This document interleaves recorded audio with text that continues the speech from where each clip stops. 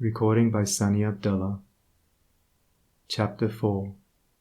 The Silent Power of Thought, Controlling and Directing One's Forces.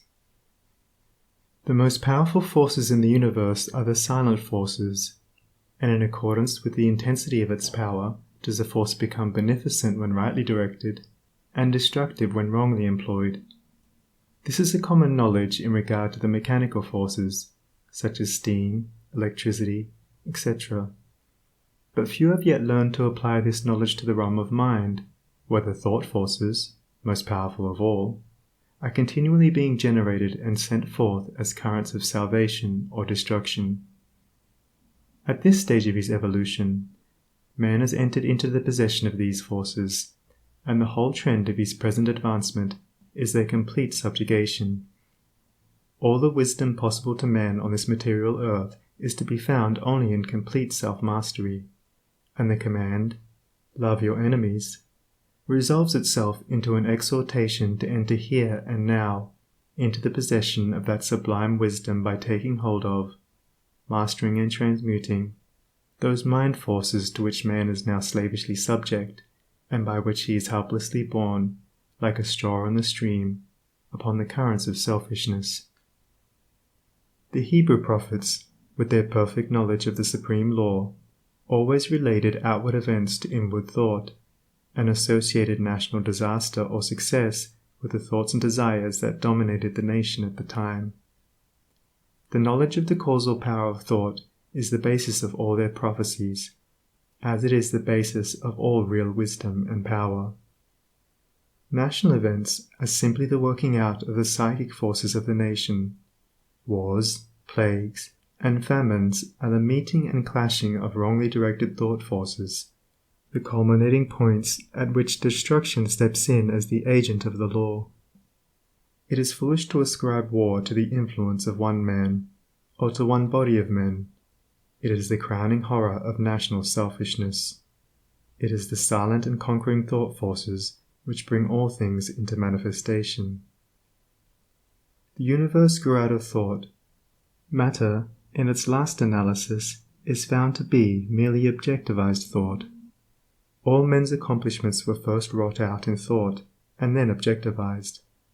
The author, the inventor, the architect, first builds up his work in thought, and having perfected it in all its parts as a complete and harmonious whole upon the thought plane, he then commences to materialize it, to bring it down to the material or sense plane. When the thought forces are directed in harmony with the overruling law, they are upbuilding and preservative, but when subverted, they become disintegrating and self-destructive. To adjust all your thoughts to a perfect and unswerving faith in the omnipotence and supremacy of good is to cooperate with that good, and to realize within yourself the solution and destruction of all evil. Believe and ye shall live. And here we have the true meaning of salvation. Salvation from the darkness and negation of evil, by entering into and realizing the living light of the eternal good. Where there is fear, worry, anxiety, doubt, trouble, chagrin, or disappointment, there is ignorance and lack of faith. All these conditions of mind are the direct outcome of selfishness, and are based upon an inherent belief in the power and supremacy of evil. They therefore constitute practical atheism, and to live in, and become subject to, these negative and soul-destroying conditions of mind is the only real atheism. It is salvation from such conditions that the race needs, and let no man boast of salvation whilst he is their helpless and obedient slave. To fear or to worry is as sinful as to curse.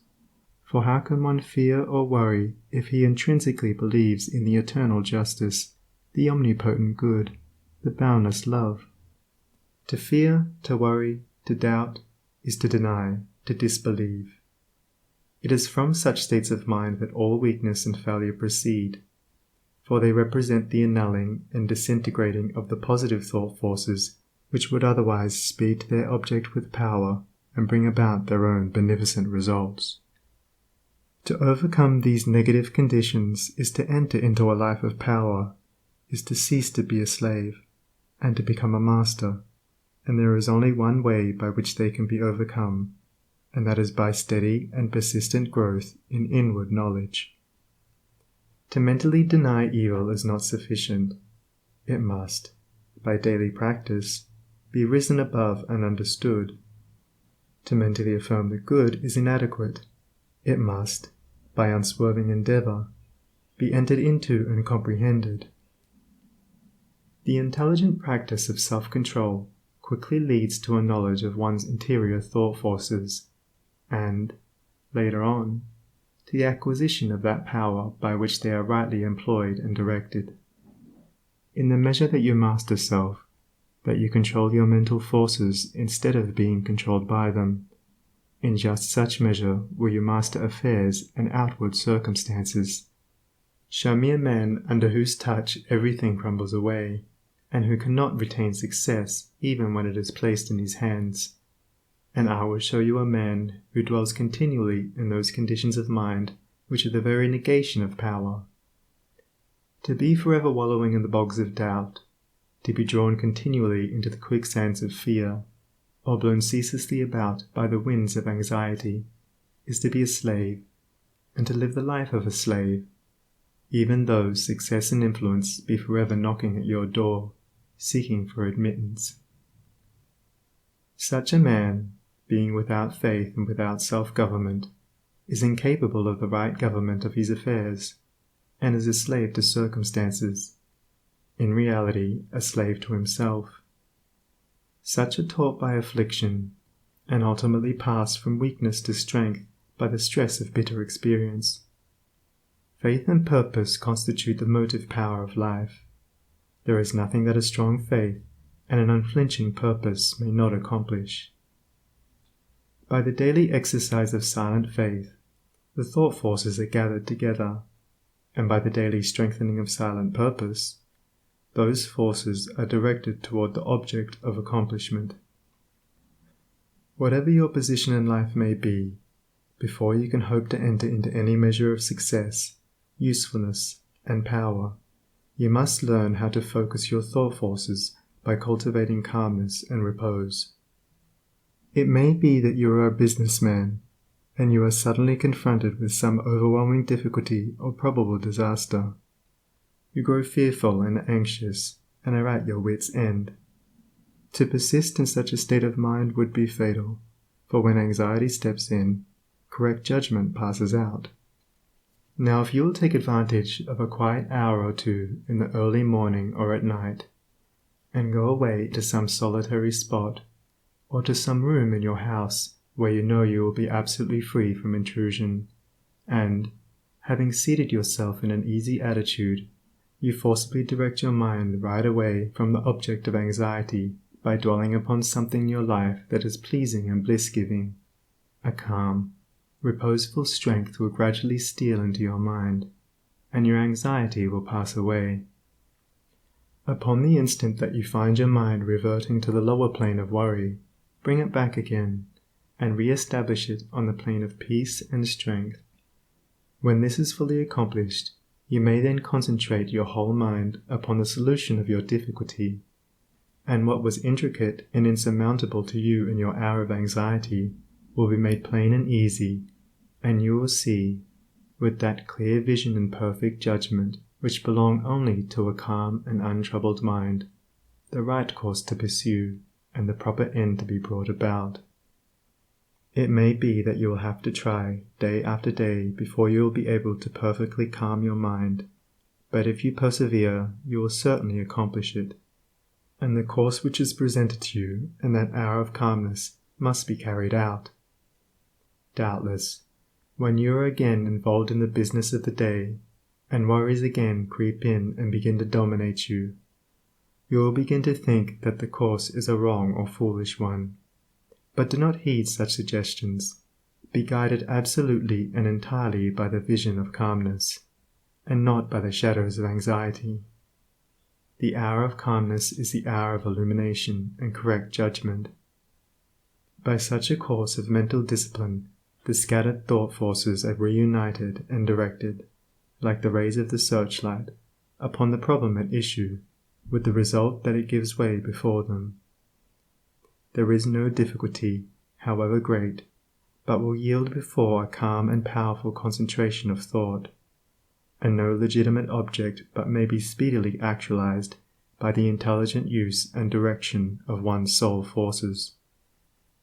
Not until you have gone deeply and searchingly into your inner nature, and have overcome many enemies that lurk there, can you have any approximate conception of the subtle power of thought, of its inseparable relation to outward and material things, or of its magical potency when rightly poised and directed in readjusting and transforming the life conditions. Every thought you think is a force sent out, and in accordance with its nature and intensity will it go out to seek a lodgment in minds receptive to it, and will react upon yourself for good or evil. There is ceaseless reciprocity between mind, and a continual interchange of thought forces. Selfish and disturbing thoughts are so many malignant and destructive forces, messengers of evil, sent out to stimulate and augment the evil in other minds, which in turn send them back upon you with added power. While thoughts that are calm, pure, and unselfish are so many angelic messengers sent out into the world with health, healing, and blessedness upon their wings, counteracting the evil forces, pouring the oil of joy upon the troubled waters of anxiety and sorrow, and restoring to broken hearts their heritage of immortality. Think good thoughts, and they will quickly become actualized in your outward life in the form of good conditions. Control your soul forces, and you will be able to shape your outward life as you will. The difference between a savior and a sinner is this, that the one has a perfect control of all the forces within him, the other is dominated and controlled by them. There is absolutely no other way to true power and abiding peace, but by self-control, self-government, self-purification. To be at the mercy of your disposition is to be impotent, unhappy, and of little real use in the world. The conquest of your petty likes and dislikes, your capricious loves and hates, your fits of anger, suspicion, jealousy, and all the changing moods to which you are more or less helplessly subject, this is the task you have before you if you would weave into the web of life the golden threads of happiness and prosperity. In so far as you are enslaved by the changing moods within you, you will need to depend upon others and upon outward aids as you walk through life. If you would walk firmly and securely and would accomplish any achievement, you must learn to rise above and control all such disturbing and retarding vibrations. You must daily practice the habit of putting your mind at rest, going into the silence, as it is commonly called. This is a method of replacing a troubled thought with one of peace, a thought of weakness with one of strength. Until you succeed in doing this, you cannot hope to direct your mental forces upon the problems and pursuits of life with any appreciable measure of success. It is a process of diverting one's scattered forces into one powerful channel. Just as a useless marsh may be converted into a field of golden corn, or a fruitful garden, by draining and directing the scattered and harmful streams into one well-cut channel, so, he who acquires calmness and subdues and directs the thought currents within himself saves his soul and fructifies his heart and life. As you succeed in gaining mastery over your impulses and thoughts, you will begin to feel, growing up within you, a new and silent power, and a settled feeling of composure and strength will remain with you. Your latent powers will begin to unfold themselves, and whereas formerly your efforts were weak and ineffectual, you will now be able to work with that calm confidence which commands success.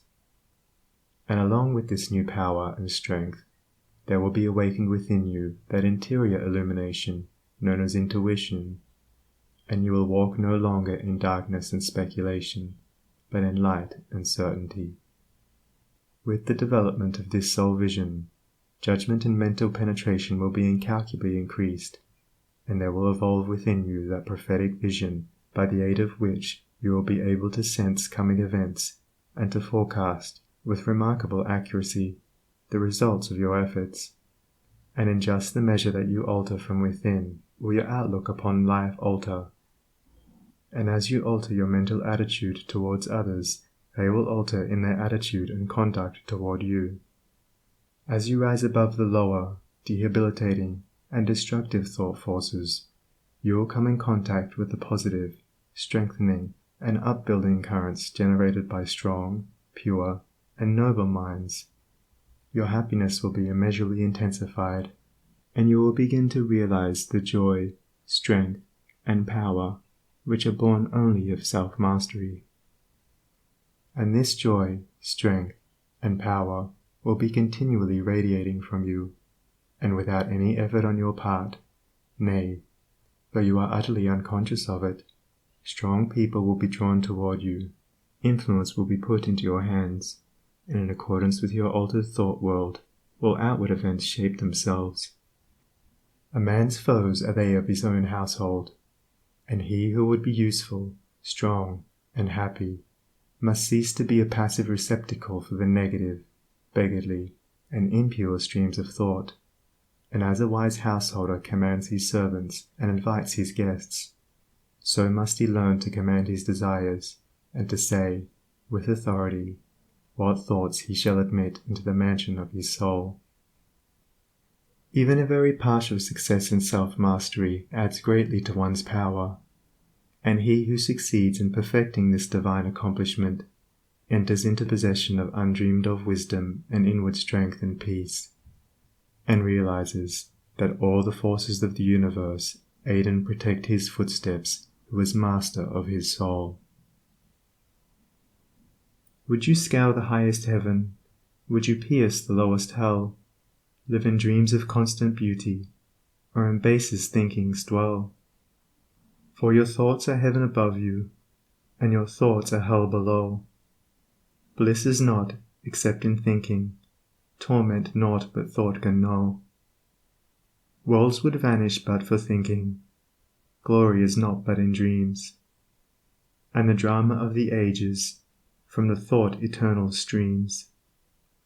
Dignity and shame and sorrow, pain and anguish, love and hate, are but maskings of the mighty pulsating thought that governs fate. As the colors of the rainbow makes the one uncolored beam, so the universal changes make the one eternal dream. And the dream is all within you, and the dreamer waiteth long for the morning to awake him to the living thought and strong, that shall make the ideal real, make to vanish dreams of hell, in the highest, holiest heaven, where the pure and perfect dwell. Evil is the thought that thinks it, good the thought that makes it so. Light and darkness, sin and pureness, likewise out of thinking grow. Dwell in thought upon the grandest, and the grandest you shall see. Fix your mind upon the highest, and the highest you shall be. End of chapter 4. Recording by Sunny Abdullah.